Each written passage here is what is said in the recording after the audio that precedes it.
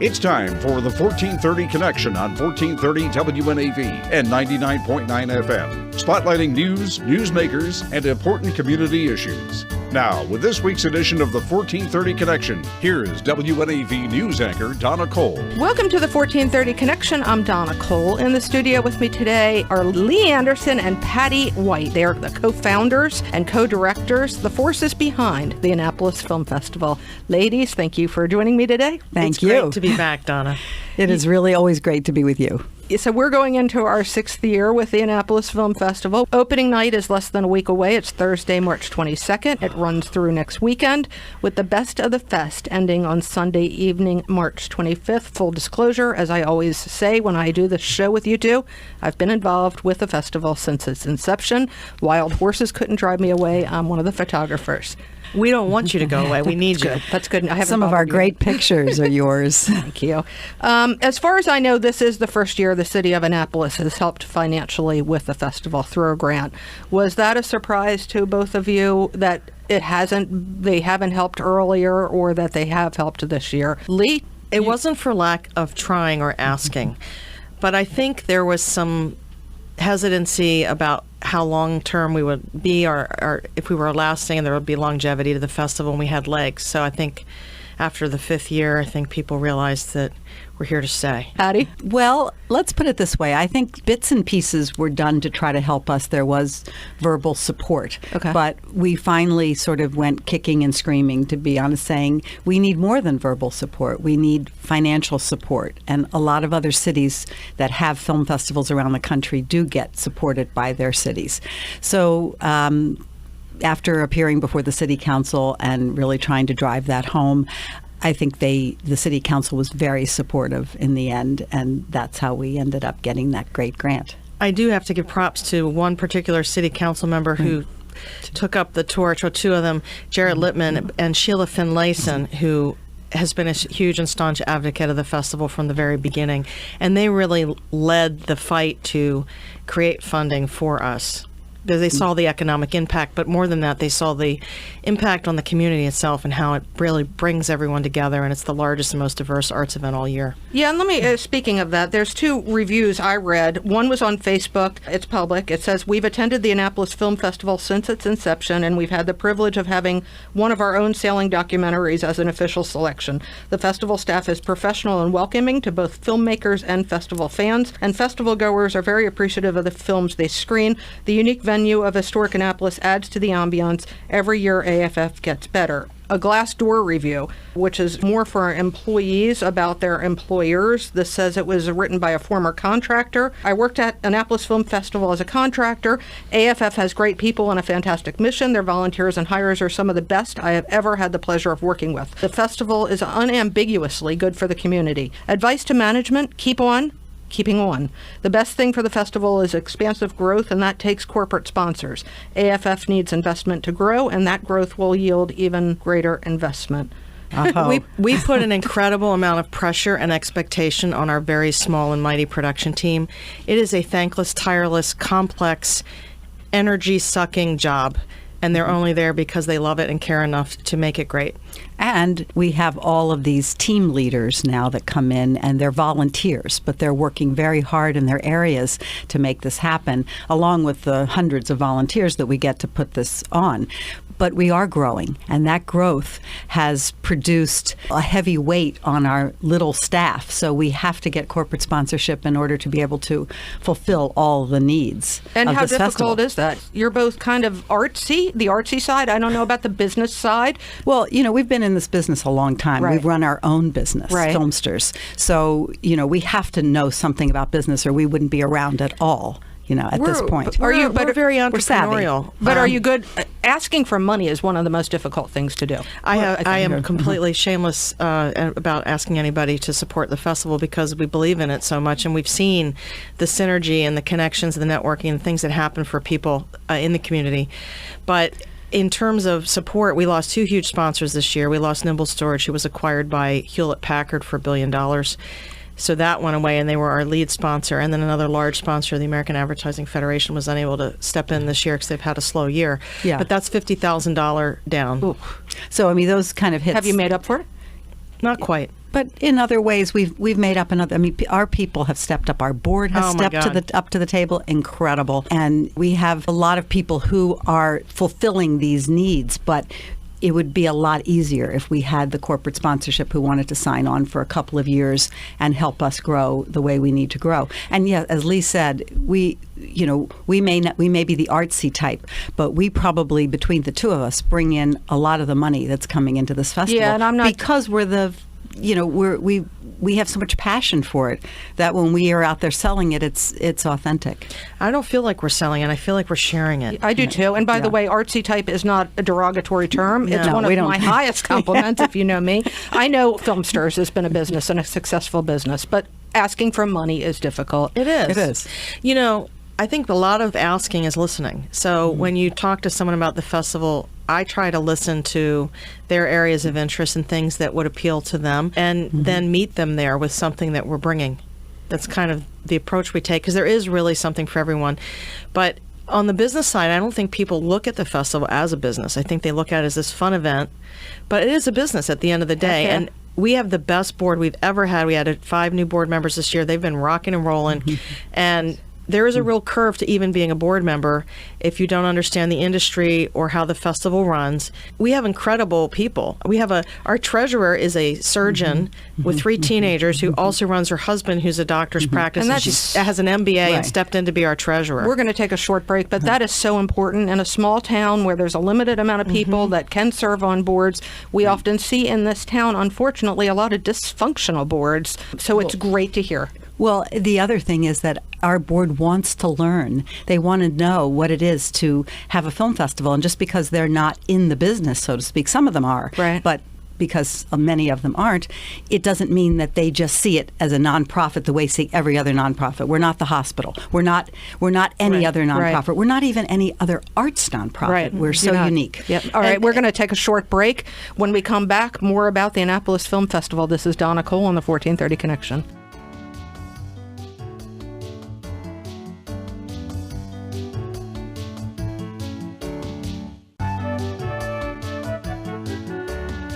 Welcome back to the 1430 Connection. I'm Donna Cole. In the studio with me today are the forces behind the Annapolis Film Festival, Patti White and Lee Anderson, co-founders, co-directors of the film festival. Let's talk about this moment in time. It's not a movie that I'm referring to. It's this moment in time, literally.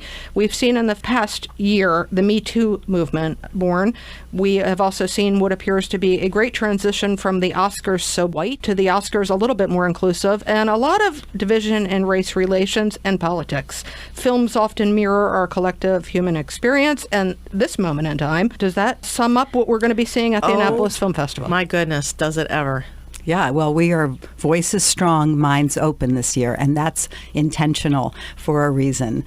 And we've done that because we've grown up and we've come into who we are now, and this is who we are. We want to bring people in, we want to share these new thoughts and global ideas, and then we want people to be able to watch them with an open mind and to come to their own conclusions and to have those conversations. That's really important to us. There's a certain irony in the choices we made this year, because a lot of them were made before the Me Too movement took root, and all the sexual harassment and the race and immigration and all these issues. And Patti, maybe because Patti and I are documentary filmmakers and we're very interested in politics and current events and what's happening in the world. This moment in time. But we set out to create things about some women's issues this year. Most of our films represent human rights, women's rights, gender equality. It hits across the spectrum of everything. It reflects everything happening right now in our Do we world. have more women and African American filmmakers and leads? Yes. Well, Yes. this year we have, not only do we have, it's not so much that we have so many women directors. We have a few, and they'll be here, but we have women-themed films. And we also have a new shorts challenge, which I think you've probably heard in fact, about. one of the women that is included has been sitting in the seat you're sitting in now, Lee, just Jacqueline. So I'm happy. yeah. Speaking of women, Yes. Women great. directors, women filmmakers. So And we have 6 finalists. And they didn't all have to be women, because men applied too, because Right. it's just stories about women and girls' issues and stories around the world and here.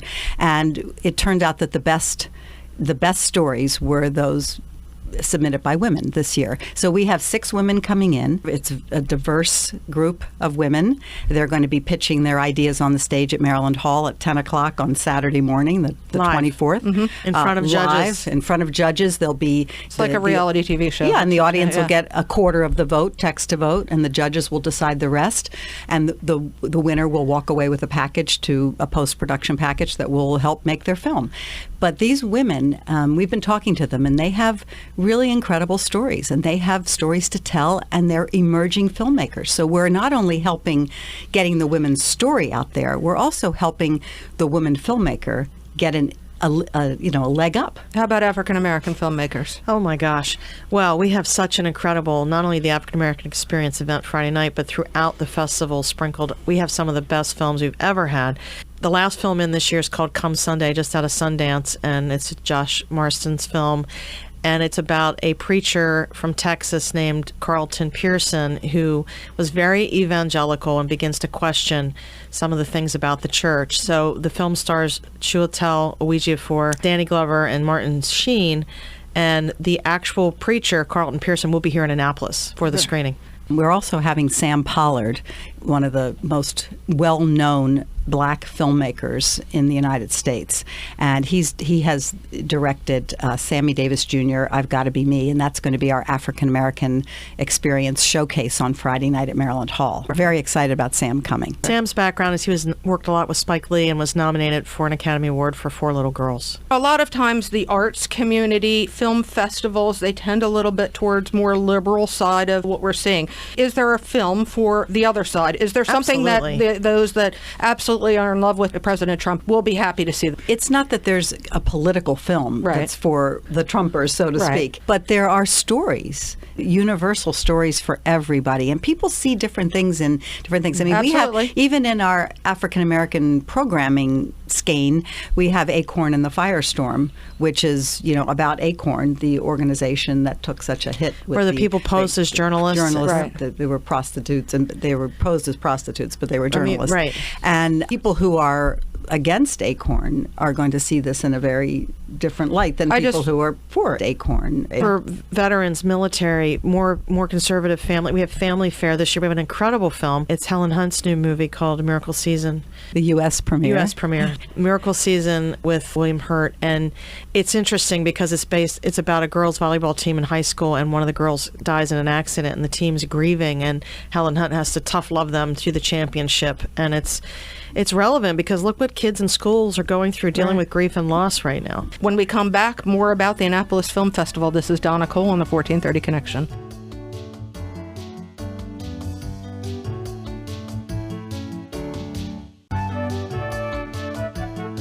Welcome back to the 1430 Connection. I'm Donna Cole. In the studio with me today are Lee Anderson and Patti White, co-founders, co-directors, the forces behind Annapolis Film Festival. Let's talk about something that I love to watch, whether it's news or movies or TV, the blooper rolls. When is the blooper roll for Annapolis Film Festival coming out? This one's going to make you a little bit uncomfortable. You don't want to see it. No, because in 5 years, you guys, I know, you're in the position now to teach other people how to do this.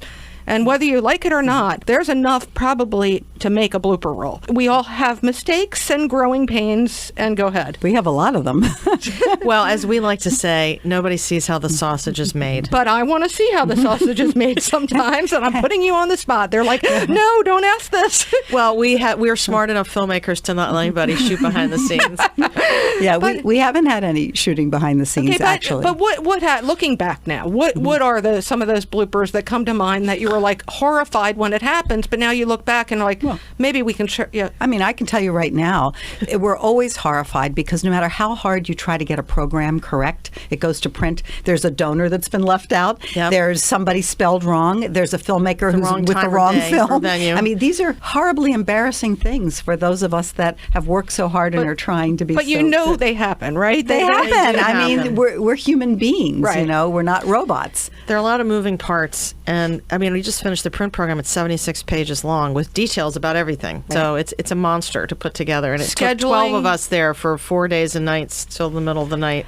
I mean, there's also been some crazy things that happened during the festival that nobody knows is going on. Yeah, I do remember the car into that was minor compared to some of the other things. No, I mean, we've had pickups that have gone wrong for stars, and we forgot some people at the airport. I mean, we and they were like, "Where are they? Oh my God, nobody got them." Okay, so this is the stuff we need as a blooper roll. We kind of resolved it now. We have Lyft, and they get to call for their own ride. And you have Porsche of Annapolis, which are driving us around, hustle our VIPs around. Does that include photographers? Or yes, especially the ones that will be covering Joanne Froggatt. Okay, very good. Okay, let's talk about a film and how it's selected from start to finish. And we don't have a lot of time here, but the film I want to know about is Love Means Zero. It's about Nick Bollettieri, who I know. I was involved with tennis in the 80s for a short period of time. He's a tennis coach, founder of an academy that grew tennis stars, one after another. Andre Agassi, Jim Courier, Monica Seles, Mary Pierce. He's worked with Venus and Serena Williams,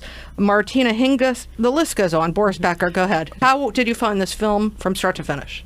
We went to the Hamptons. Well, actually, I saw it at Camden in Maine, and then I wanted Lee to see it when we went to the Hamptons because I was very taken with it when I first saw it. Full disclosure, I have a son who was a tennis player, a competitive tennis player, so it really rang true to me. He also went to Bollettieri for 2 weeks one summer, so I really had this sort of... But then when I watched this film, I couldn't believe how, first of all, what an incredibly larger-than-life character he was, and how he could take on this hour-and-a-half documentary or whatever and completely never let you take your eyes away from it. So the old footage, there's iconic old footage of the great matches, all the relationships, how he ran that camp like kind of a boot camp, and the relationships he made and how he manipulated certain players, and some were in the fold and some were sort of on the outside, and there were a lot of emotional things that happened because of this, and some of these players are on here talking about it and talking about their experiences with Bollettieri. Especially Andre Agassi, who was like a son to him, and that's probably never been tapped in a film about Bollettieri. Right. The filmmaker Jason Cohn is coming in. He's actually coming from another festival in Copenhagen to come here, and as a filmmaker myself, I just applaud him because he had to handle Nick in a certain way to get what he got on the screen. Nick is not an easy guy. No, Nick does what he wants. Right. He says what he wants to do. And I mean, Jason just kept driving him until he finally, in the end, I mean, they dealt with the whole relationship breakup of Andre Agassi. It's really interesting and poignant what happens. And he sort of drives to the point where Nick has to go beyond his own truth and his own truth to what the real essence of this story is. I can't wait to see this. It's good. You're going to love it. Yeah. Best of the Fest. The audience gets to pick this, and this is kind of a little weird to ask. What do you think it's going to be? Oh, wow. I'm not going to weigh in on that. Okay, I can't answer that question. We can't really, because you're involved with it. No. Right. We can't really say what film's going to win and what the audience is. The thing about an audience award is that the audience gets to pick what they feel in their heart and their gut. So it's not always what the jurors might pick. Actually, has the Best of the Fest winners, have they ever been what you thought they would be? Yes, sometimes. Sometimes they are. But we've been surprised by it. I was so proud the year that they picked the short film from Burkina Faso about the little boy whose heroes were Martin Luther King and Malcolm X, and he wanted to be a superhero. And it was kind of had some fantasy in it. Mm-hmm. But it said something about who Annapolis is that they chose that film. Yeah, right. I mean, it really did. Sometimes it's the obvious film, and sometimes it's something that you're not expecting. But the interesting thing is, we have audience awards, and we've always had them. But this year, we are also having jury awards for our long form, both narrative and documentary. We've done juried our shorts before, but this is the first time we're jurying. So we're going to see the difference between what the jurors pick and what the audience picks, and it's always interesting. We have some real top-notch jurors this year. Mm-hmm. I mean, some serious people in the film industry. Right. Okay, to find out the selections, to buy tickets, to make donations, or to volunteer, where can people find out more? Okay. Everything's based around the website, AnnapolisFilmFestival.com. We definitely need about 100 more volunteers to sign up. We're in desperate need of box office, IT, ticketing people. We have a lot of volunteers, but a lot of them are not as computer savvy as others. So if you have technical skills, please sign up to volunteer. If you'd like to donate, we sure need that help to make up our little deficit this year.